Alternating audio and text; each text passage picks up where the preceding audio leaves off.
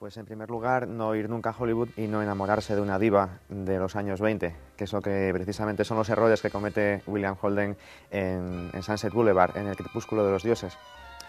Bueno, bromas aparte, yo creo que el problema de William Holden en esta película es que está haciendo trampas. Él está engañando a esta actriz, está simulando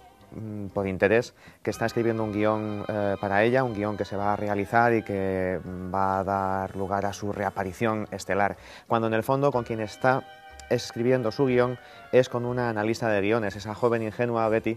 que trabaja, que ha sido contratada para un estudio y que en el arranque de la película tiene un choque frontal con él. Podéis recordar pues ese reproche que le hace el guionista cuando le dice: lo malo de los lectores de historias, de los analistas de historias, es que conocen todas las historias, conocen todos los relatos, ¿no? Y paradójicamente va a ser precisamente con ella con quien intente escribir ese guión. En el caso de William Holden lo que sucede es que detrás hay una especie como de cinismo o desconfianza en el modo de hacer cine, y yo creo que en primer lugar un guionista debe saber para quién está trabajando y para qué público se está dirigiendo, porque la actividad de guionista, como toda actividad creativa, pues tiene bastante de impronta personal. El modo de vida de un guionista es completamente distinto al modo de vida de un realizador, de un actor, de un productor o de un director de cine. Por eso creo que en primer lugar el guionista tiene que confiar mucho en lo que está escribiendo y tiene que saber muy bien para quién está escribiendo, tanto para qué público como para quién le está encargando el guión. Yo también suelo decir que bueno, la tarea quizás entusiasta del guionista novel, de aquel que está comenzando su primer guión, que está trabajando, tramando su primera historia con toda la ilusión del mundo, en muchas ocasiones pues no llega a buen puerto porque no sabe exactamente a quién se lo va a dirigir después. Rafael Azcona, recientemente fallecido, decía que desaconsejaba totalmente escribir un guión e ir con él debajo del brazo llamando a las puertas de las productoras para ofrecerlo, porque posiblemente lo que se llevaría sería un desengaño. Por eso creo que el guionista, y en España afortunadamente el mercado cinematográfico va creciendo, va habiendo cada vez más oferta y posibilidades, por tanto, para guionistas. Es muy importante que el guionista mantenga los contactos con las productoras, los contactos con los lugares donde se hace creación cinematográfica. Yo siento una pequeña predilección como profesor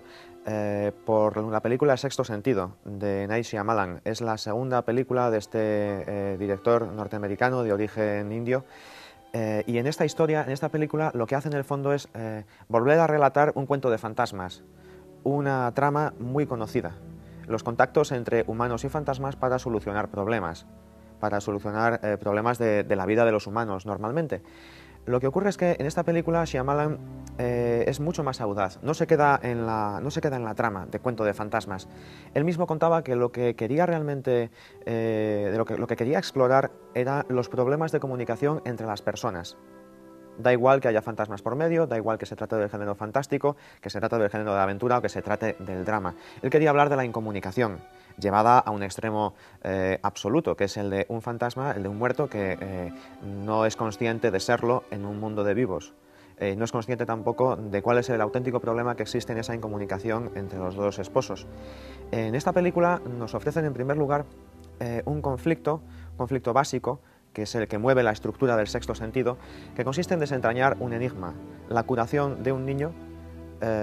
cuya supuesta psicopatía en el fondo está provocada por motivos sobrenaturales, que es la visita diaria que recibe de esos muertos,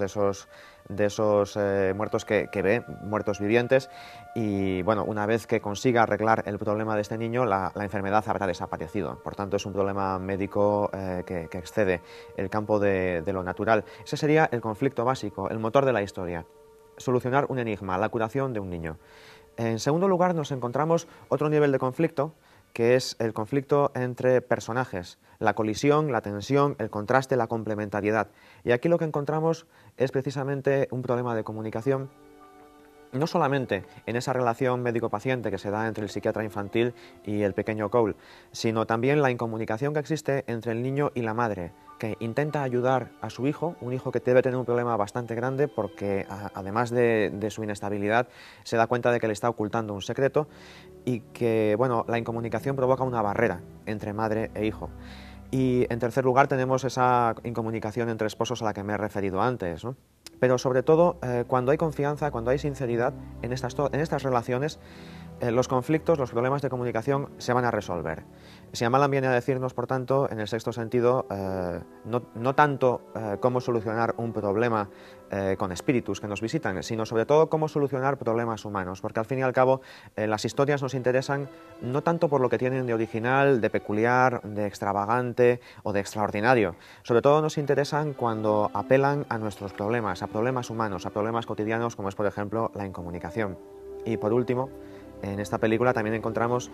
un conflicto interno muy poderoso, que sería el tercer nivel de conflictos que podemos reconocer dentro de un guión de estructura guiada por la acción, y son los conflictos interiores. En un caso extremo tenemos un personaje herido, un personaje dañado por un trauma, que es el psicólogo infantil, cuyo paciente, uno de sus pacientes, se ha suicidado y entonces piensa que no ha podido ayudar, ha sido su primer y estrepitoso fracaso. Al presentársele meses después el caso de Cole, que es muy similar al de Vincent, el paciente que se suicida al comienzo del sexto sentido, él encuentra la posibilidad de poder redimir, de poder purificar esa falta y poder resolver el trauma, ayudando al pequeño Cole en su problema. La historia va mucho más allá, por supuesto, puesto que además de ese conflicto interior del personaje de Bruce Willis, nos encontramos también con un conflicto interior muy poderoso, que es el sufrimiento del niño que no quiere tener miedo. Hay un momento en que le preguntan, ¿qué es lo que deseas, Cole, realmente? Y el niño responde, puede ser más bien lo que no deseo, no quiero tener miedo. Bueno, pues a través de esta relación peculiar entre un fantasma y un niño, el fantasma va a conseguir que el niño resuelva el problema ofreciendo su ayuda a los demás. Oliver Sacks, que es un médico, psiquiatra y antropólogo, autor de libros como Un antropólogo en Marte y también de Despertares, en la cual se basa la película de Penny Marshall, protagonizada por Robert De Niro y Robin Williams. Oliver Sacks decía que normalmente la misión del médico y especialmente del psiquiatra consiste en conseguir que sus pacientes, conseguir que los enfermos aprendan a convivir con las enfermedades, especialmente cuando se trata de enfermedades incurables. Qué duda cabe de que la enfermedad del pequeño Cole, en el sexto sentido, es una enfermedad incurable, él va a seguir recibiendo visitas de los espíritus.